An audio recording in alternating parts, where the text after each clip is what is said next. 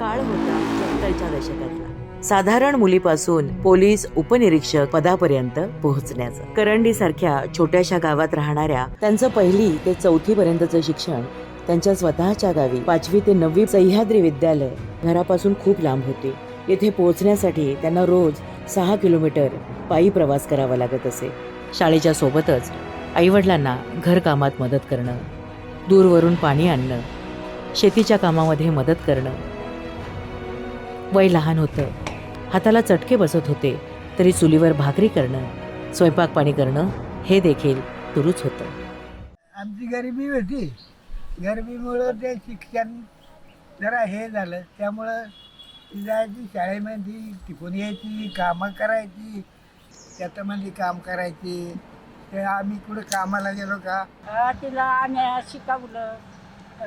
बामणवाड्याला जायची शिकायला, तिचं आवरून द्यायचं. आमची परिस्थिती लई होती जुन्या काळात. सकाळची जेवायची, परत संध्याकाळी जेवा यायची. आमची परिस्थिती लई होती तेव्हा. खर्ची नव्हती आम्हाला. ती सुतारचं काम करून असं काही मॉलांना जायची. पोरं शाळा सुट्टीला यायची, मॉलांना जायची.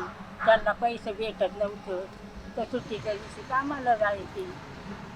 तर असे करून त्यांची शाळा पुरी केली. 4 जण भावंड आहेत. ती घरी यायची, ती 3 जण येतात. शाळेत जायची तर पुस्तकं नसायची, फाटकी तुटकी पुस्तका, फाटकी तुटकी कपडे. तर अशी कपडे खायची गाय चांगली आल्यात. हाल काढता काढता आमचं तर लय दिवस गेला. असं ऊन मोठा, पाय पाय जायचं, चप्पल नसायची पायाला. ते बिन चपलाची पाय बांधायचं, ती पानं बांधायचो, अशी अशी पानं तोडायची, कैची बिन अशी बांधायची पायाला. आणि मग चालायचो. आणि मग जायचं शाळेत आणि यायचं परत. बी दिवस गेला का धावपळ करीत. आणि एवढं हाल काढता काढता बाबा गेलं तर आता दिवस गेलं तर आता टाळलं. पण नमस्कार, माझी ताई आणि माझं नातं म्हणजे असं आहे की डोळ्याचं आणि हाताचं. जर समजा हाताला लागलं तर डोळ्यात पाणी येतं आणि ते डोळ्यातले पाणी पुसायला हातच जातात वरती. असं आमचं नातं आहे.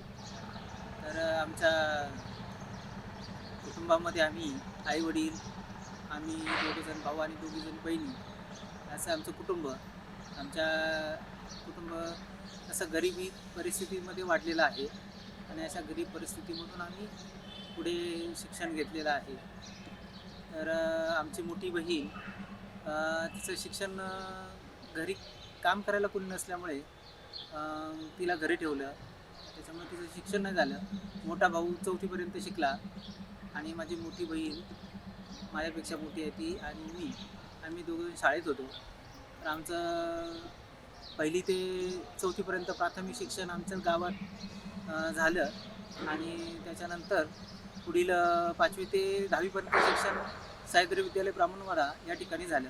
तिला शाळेमध्ये शिकत असताना ते खेळामध्ये फारच आवड आहे. त्याच्यामुळे खो खो, कबड्डी अशा खेळामध्ये तिला खूप आवड होती. आणि मग आमच्या शाळेमध्ये आंतरशालेय स्पर्धा व्हायच्या. त्या स्पर्धेमध्ये आमच्या शाळेतून मुलींचा गट निवड झाली होती. तर आंतरशालेय क्रीडा स्पर्धेमध्ये आमच्या शाळेचे नाव प्रथम यायचं. जिल्हास्तरीय पातळीवर पाठवलं गेलं, राज्यस्तरीय पातळीवर पाठवलं. त्याच्यामुळे आमच्या शाळेचं नाव, आमच्या गावाचं नाव झालं.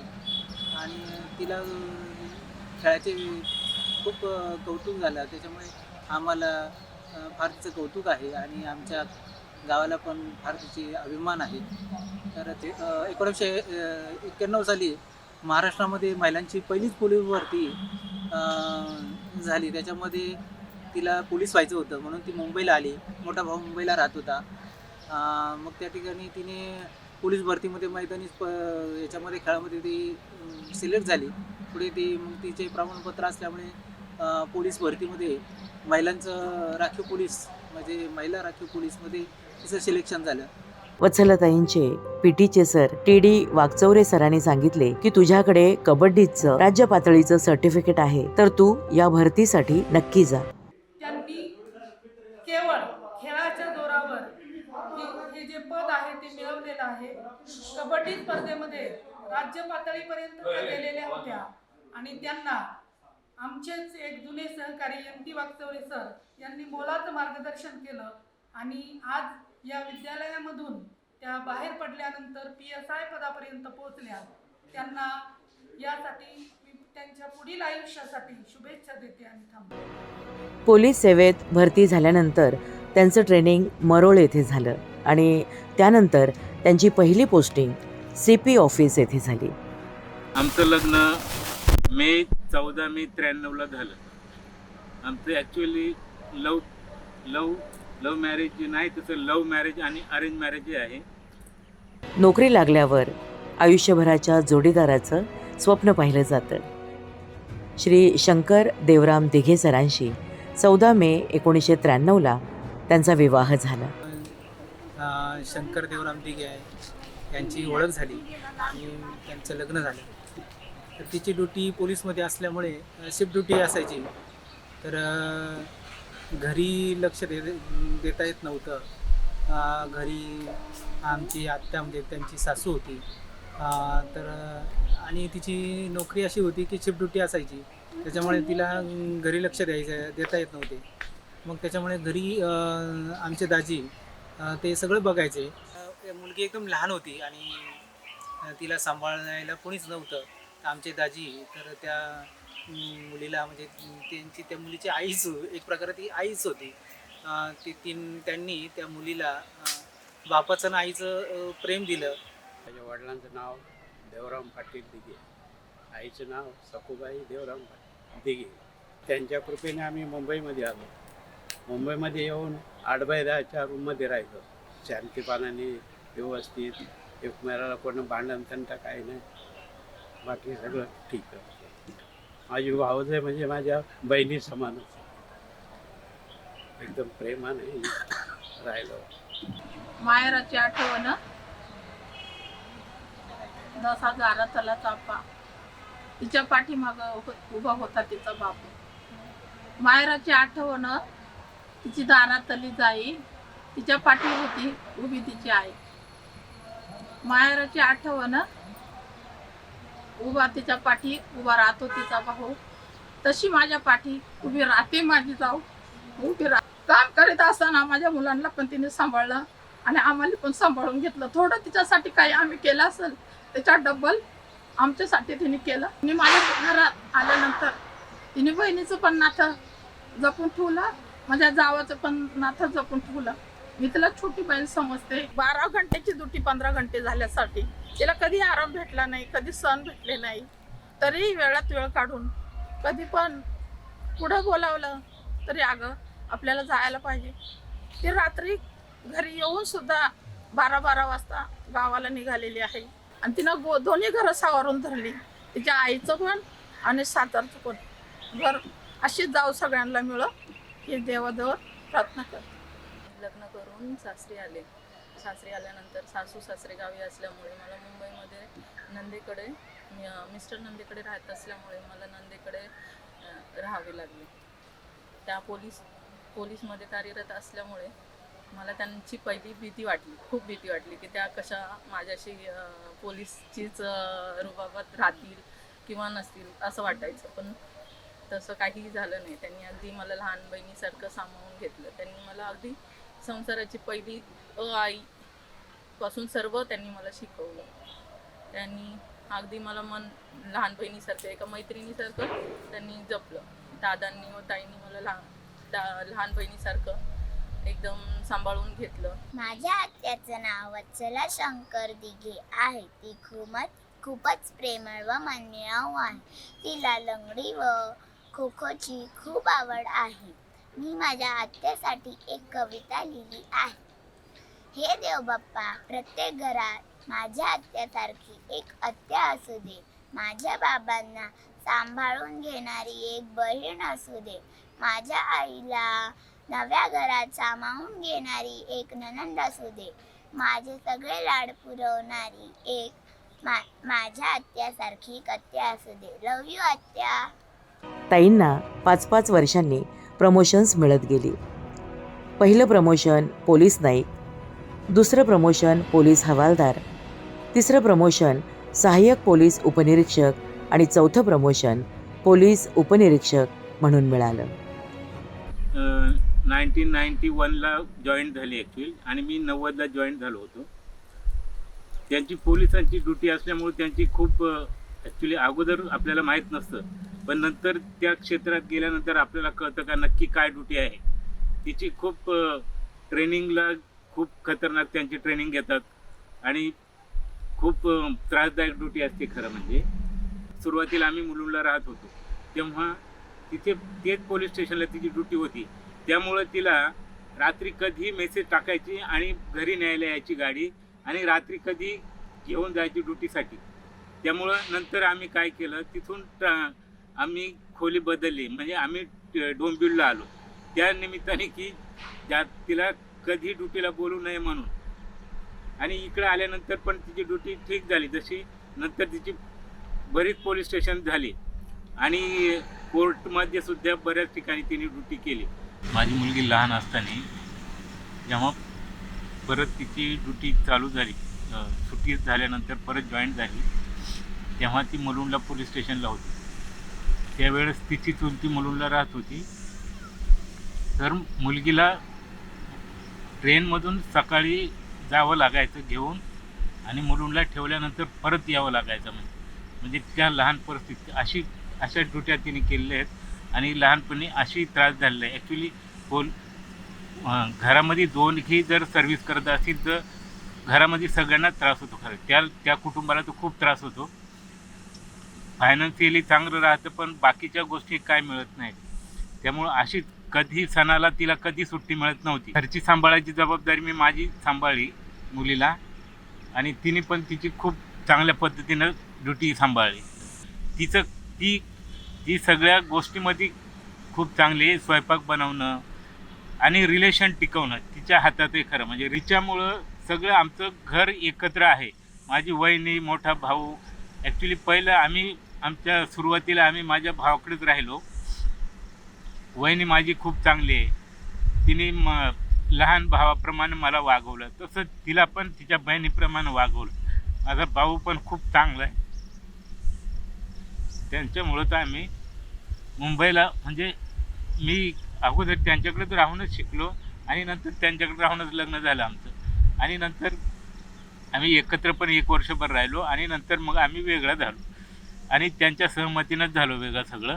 मम्मीबद्दल म्हणायला गेलं तर सगळ्यांना ॲक्च्युली असं वाटत असेल की मम्मीचा स्वभाव खूप रागीट नाही, म्हणजे असं स्ट्रिक्ट असेल. इनफॅक्ट माझ्या नातेवाईकांमध्ये पण असं वाटत असेल की मम्मी खूप स्ट्रिक्ट आहे, लेडी बॉस टाईप्स. पण ॲक्च्युली म्हणायला गेलं तर असं नाही आहे. ती खूप हळवी आहे, इमोशनल आहे, खूप प्रेमळ आहे. आणि रागाच्या बाबतीत म्हणायला गेलं तर सगळ्यांना असं वाटत असेल की मम्मी पप्पांमध्ये मम्मी खूप असं स्ट्रिक्ट असेल, म्हणजे राग करत असेल, पण ॲक्च्युली असं नाही आहे. मम्मी खूप समजून घेते. तर तिला ना असं जॉईंट फॅमिली खूप आवडतात. तसं आम्ही जॉईंट फॅमिलीमध्ये राहत नाहीत, आम्ही न्यूक्लिअर फॅमिली आहे. पण तिला सण सगळ्यांसोबत सण साजरा करायला खूप आवडतात. आणि इनफॅक्ट आत्ता पण कोणाचे बड्डे वगैरे असेल तर ती सगळ्यांना बोलवते, सगळ्यांसाठी जेवण बनवते, मग आम्ही एकत्र जेवतो, रक्षाबंधन एकत्र साजरं करतो. आणि तसंच ती तिच्या माहेरकडच्यांना आणि सासरकडच्यांना दोघांना पण बॅलन्समध्ये ठेवते. प्रत्येकाला तिचा वेळ देते. तिच्या ड्युटीमुळे ऑब्व्हियसली तिला सुट्टी नाही भेटत, पण कधी पण सुट्टी मिळाली की ती स्वतःसाठी वेळ नाही काढणार. ती आधी दुसऱ्यांचं बघणार की हां ह्यांना भेटायला जायचं, एकदा बरेच दिवस झाले भेटायला नाही गेलो आपण, तर त्यांना एकदा भेटायला जाणार. लहानपणी असताना त्यांची फायनान्शियल कंडिशन एवढी नव्हती, त्याच्यामुळे तिचं थोडं कमी शिक्षण झालं. तर तिला ह्याची खूप हे वाटतं की यार मी खूप कमी शिकली आहे, म्हणजे आणि तिला इंग्लिश थोडंफार असं वाचायला किंवा समजत नाही. तर तिला असं वाटतं की यार ह्याच्यामुळे मी पाठी राहिली आहे. पण तिला माहिती नाही की जरी नाही केलं आहे तिने किंवा नाही आहे तिला, पण तिने खूप म्हणजे लाईक हार्डवर्कनी ती पुढे आली आणि आत्ता ती ॲज अ इंडिपेंडंट वुमन ती तिच्या पायावर उभी आहे. आणि मी म्हणेन की मला तिच्यासारखं like as a independent woman बनायचं आहे तिच्यासारखंच. आणि आता तर तिचं रिटायरमेंट झालं तर मी खूप खुश आहे, कारण आधी कसं व्हायचं की फेस्टिवल्सला वगैरे ना तिला नाही म्हणजे आमच्यासोबत वेळ घालवायला नाही भेटत. म्हणजे असं वाटायचं की यार आता गणेशोत्सव असेल यार मम्मीची ड्युटी लागणार, होळी असेल यार मम्मीचा बंदोबस्त लागणार, दिवाळी असेल तर मग तिचा परत बंदोबस्त लागणार, मग असं व्हायचं. पण आता मी खुश आहे की तिला सुट्टी भेटेल, म्हणजे ती आमच्यासोबत वेळ घालवायला मिळेल आणि मेन म्हणजे सण साजरे करता येईल. लहानपणापासून ऑब्व्हियसली मला सगळ्यांनीच सांभाळलं, मामा मामी, नाना नानी, परत ताई, सगळ्यांनीच सांभाळलं. बट आणि ऑफकोर्स मम्मी पप्पा सुद्धा. तर मम्मीची कधी ड्युटी वगैरे असायची, नाईट शिफ्ट असायचे, तेव्हा मला पप्पांनी सांभाळलं, लाईक अगदी मम्मीसारखंच. मला आत्ता पण म्हणजे माझे मामा मामी वगैरे बोलतात की तेव्हा जर तुला ताप वगैरे काही असायचा तर मग रात्रीचे ते नेहमी चेक करायचे, हां ही बरी आहे ना, करून त्या ताप वगैरे नाही आलाय ना, नीट झोपली आहे ना, अंगावर नीट पांघरून वगैरे आहे ना. त्या एकदम मम्मीसारखंच त्यांनी मला सांभाळलं. आणि तिसरी व्यक्ती म्हणजे मी कधी त्यांना बोलली नाही अशी पर्सनली, आणि मला माहिती आहे ते हे व्हिडिओ बघताना ते नक्कीच ते असणार आहे. आणि ज्यांच्याकडे मी बेबी सिटिंगमध्ये राहिले त्या म्हणजे मेघा जाधव. तर त्यांनी मला म्हणजे मी त्यांच्याकडे बेबी सिटिंगला राहायचे लाईक 9 जेव्हा मी 9 महिन्याची होती तेव्हा. तर मग तेव्हा लहान होती तेव्हा मला कळायचं नाही, तर मला असं वाटायचं त्याच माझ्या मम्मी आहेत आणि मी त्यांना तेव्हा पण मम्मी म्हणायचे आणि मी आत्तासुद्धा मम्मी म्हणायचे. तर मग त्यांना मी कधी पर्सनली असं कधी बोलली नाही आहे, बट त्यांनासुद्धा थँक्यू. छोटा शब्द आहे बट तरी मला मी जर का